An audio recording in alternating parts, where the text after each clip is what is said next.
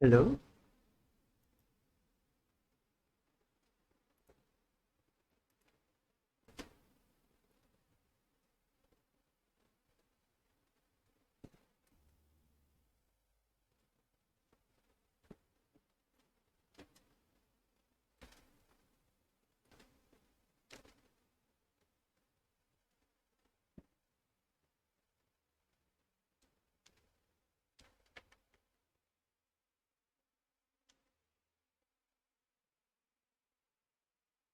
We're gonna select classic, click finish.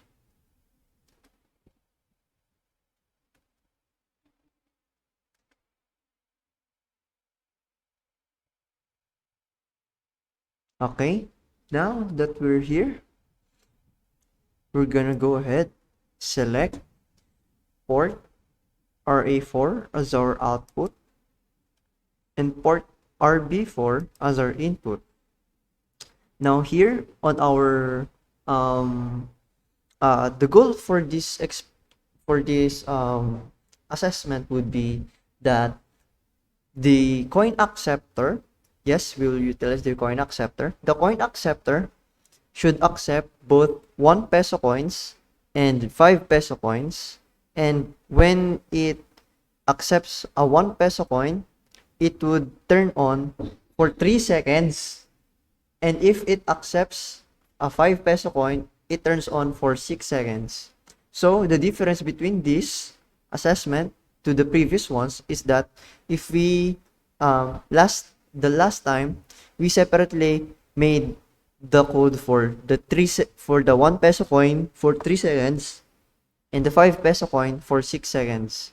But this time we'll do it simultaneously and also with the help of the timer. So we'll be using both the timer feature of the MPLab and the interrupt feature on our previous experiment regarding interrupt on change. So for our output here, we have output at RA4. So our output would be, of course, digital. And our trigger here or our input would be, of course, digital, but we will activate quick pull up and turn the interrupt on change to negative. So we'll rename this as switch 1 and this to just LED for simplicity purposes. So that we have there, we already have our interrupt enabled on our system. We have our already the default setup. So now we'll click on our timer. So under our resources here, we'll use timer 0. We'll add this. Okay. So now we'll have our timer here. Okay. So for our clock prescaler, we're gonna select 512 this time. That is because I want to check for the coin acceptor to check every 1 second. So we'll request a period of 1 second here. So the closest that we can get is 998.4 milliseconds. So post scaler, just default that with the timer mode, and the clock source should be FOSC over 4. Then we'll also enable the timer interrupt since we have our interrupt enabled.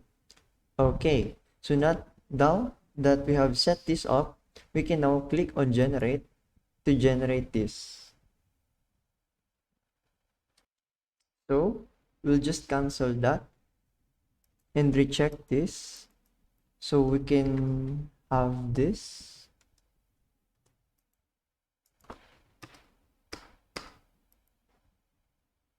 No, let's see here. Okay, so we can have 1 second with this clock prescaler. And also we'll uncheck the enable timer interrupt. So let's click the generate.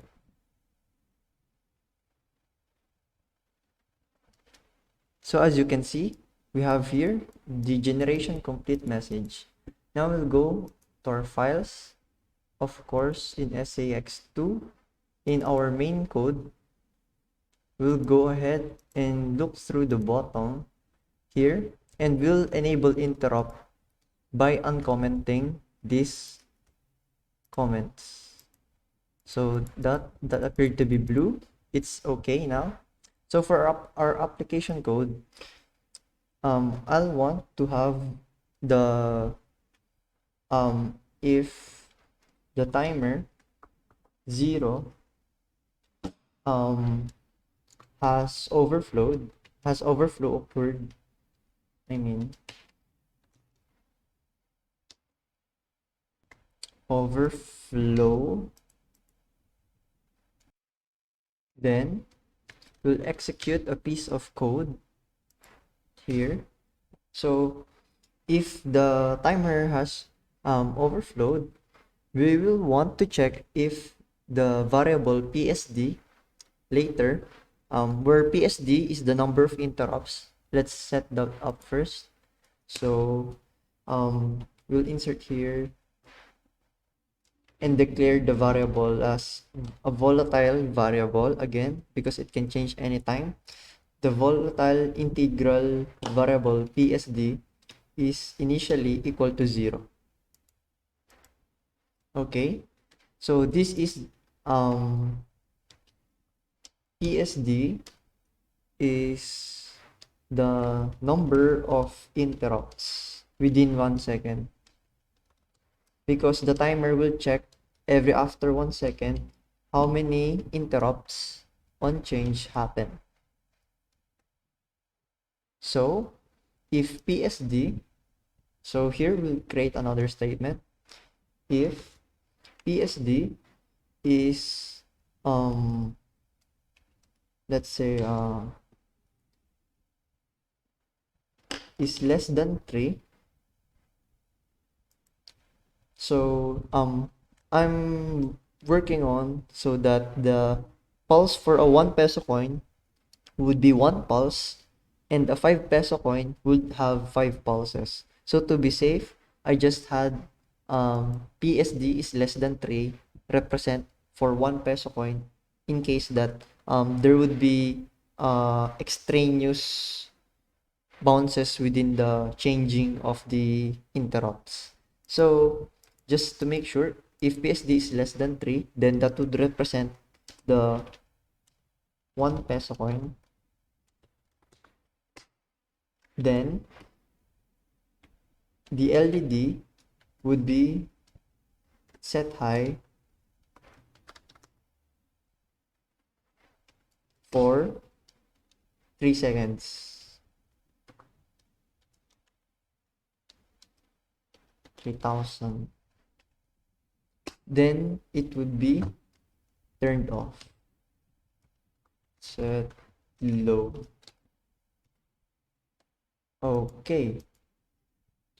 Now, if PSD is not less than 3, that is to say, let's just put on else, because there's nothing else but 1 peso coin and 5 peso coin. So else, we'll just copy this code right here, but replace the 3 second with the 6 seconds turn on. Okay, so okay, yeah, this looks good.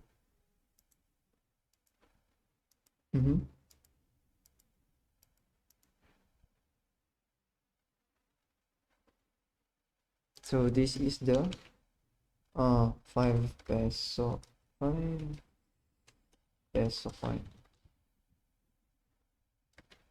Okay, so now it is recognized. The functions were recognized inside here. So let's go over to our timer to set up the counting of this variable PSD. So let's go to our timer on MCC generated files on timer.c. So we'll just skip this part here. Minimize this, and after this we'll have to include the MCC. So we need to include the MCC header file so that it could recognize the variables. So after that we'll just have the declaration that there's an external variable that is volatile and it's an integer called PSD. So in this way, the timer can access the variable PSD, which is on the main C file, through the inclusion of the header file of the MCC. So with that in mind, we'll go to the default interrupt. Where's the default interrupt here?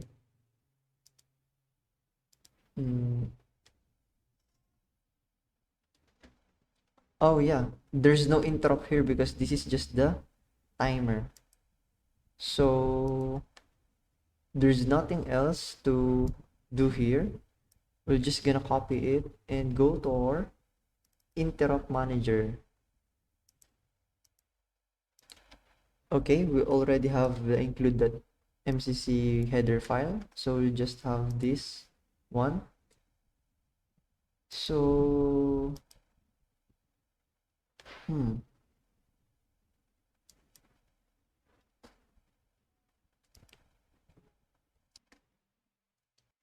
so as you can see, the interrupt is handled by the pin manager IOC. So we'll go ahead on pin manager to access the interrupt. And of course, paste here the inclusion of the MCC file and the external variable called PSD. So we'll skip ahead to the bottom and here add our custom code. So our custom code here would be incrementing PSD every time that it is interrupted. So PSD is, we can just go with plus plus, or just PSD is equals to 1 plus PSD.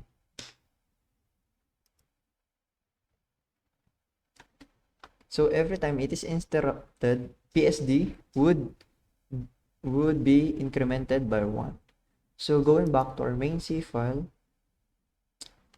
after all of this has happened, we need to delete the timer flag.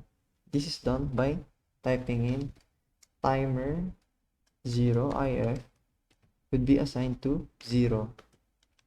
So that is to clear timer flag.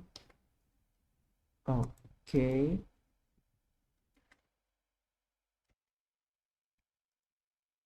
So now everything is set up.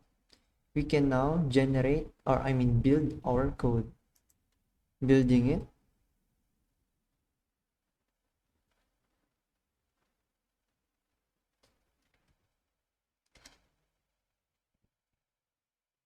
Okay, so we can see now our build here is successful. So we'll go ahead to our IPE. We have here IPE, and we have already connected our pkit tree. We'll just have to access our hex file. So our hex file would be in some SA2, where's SA2, this default production here. We open that. So since it is loaded, we can now program our pkit tree. Programming complete. We can now disconnect it and move on to our circuit. But before we do, I actually remembered something in our code. So let's go ahead and connect our pkit tree here. So we will not connect that later.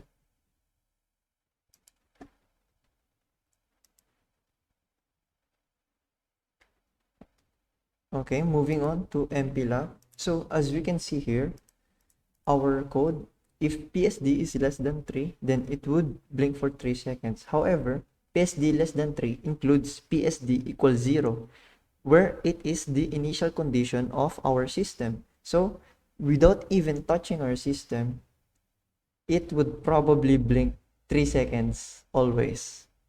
So in order to avoid that, you have to set if PSD is less than 3, and so we'll have another if statement then. If PSD is greater than 0, then only will we have the code right here.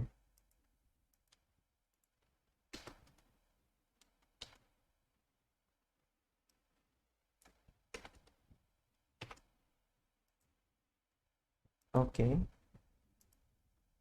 If PSD is less than 3 but greater than 0, then only it will represent 1 peso coin, because this includes our initial condition, so that would be bad.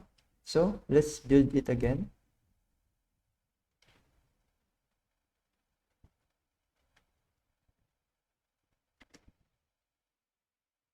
Okay, so we have our build successful, and the IPE has detected the change in hex file. So we'll just click yes and go to our IPE. So since the hex file has already been dealt with, we could just program it now. Okay, programming complete. Oh wait, there's something else in our code. Yeah, we need to reset PSD.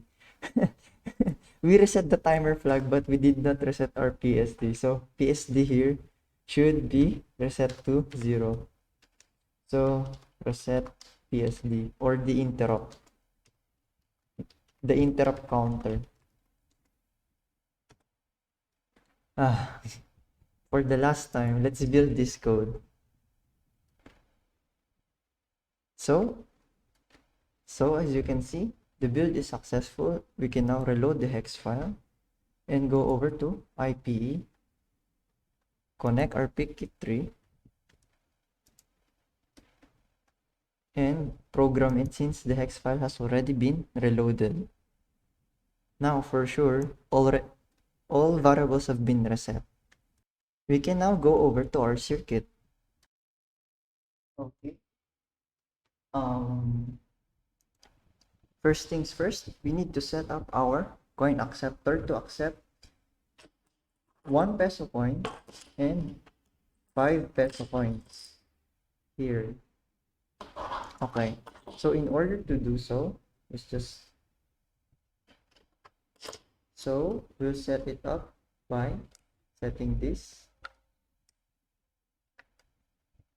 Okay, so we have 2 variants of coins. For the first variant, we'll have 3 samples and 1 pulse. P stands for pulse. P, okay, 1 pulse. Our sensitivity would be the default 8. For the second coin, we'll have 3 samples. Pulses would be 5. Okay.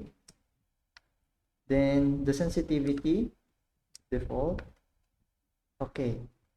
So now we'll have to set it up. So we'll just hold this. For the first coin, the 1 pulse would be the 1 peso coin here. I'm gonna insert 3 samples. 1, 2, 3. It's programmed. Okay, for the second one, we'll have the 5 peso coins. So we'll have this 1, 2, 3. Now it's programmed. So in order for it to work properly, we need to plug it out and plug it in. Plug it out and we'll plug it in.